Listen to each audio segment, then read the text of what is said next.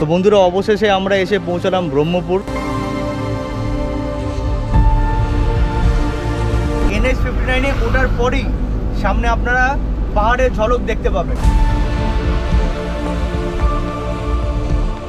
আর এই টোটাল জায়গাটা কিন্তু ওয়াইল্ড লাইফ জোনের মধ্যে পড়ছে।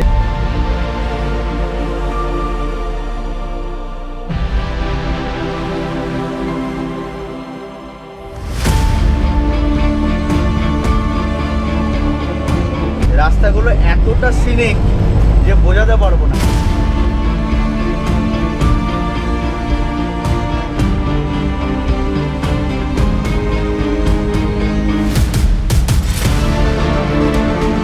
কফি গাছের সাথে সাথে রয়েছে এখানে গোলমরিচের গাছ।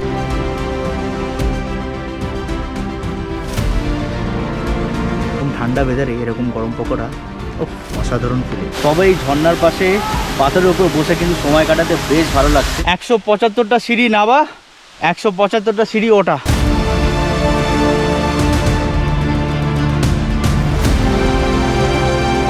#108 শিবলিঙ্গ রয়েছে এখানে। অবিশ্বাস্য জায়গাটা। এই যে মন্দির দেখছেন এর এখানেই রয়েছে কিন্তু দেবী কুচিন্দা। অ্যাকচুয়াল মা কিন্তু এইখানে রয়েছে জলের মধ্যে।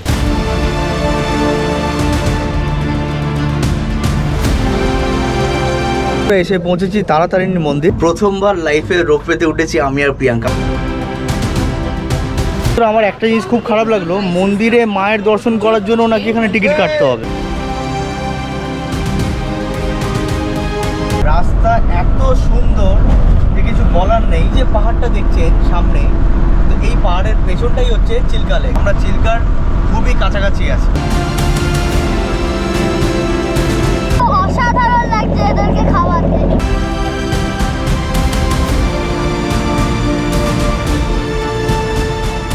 তো ফাইনালি আমরা পৌঁছে গেলাম পুরী সি বিচে। বলু কিরকম লাগছে?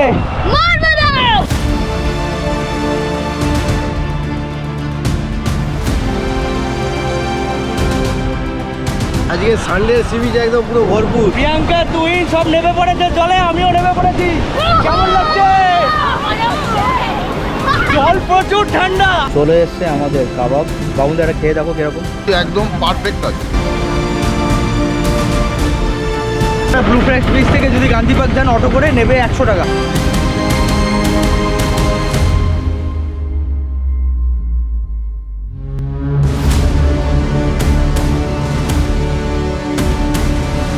তো বন্ধুরা কোথায় যাওয়া হচ্ছে? আরেকবার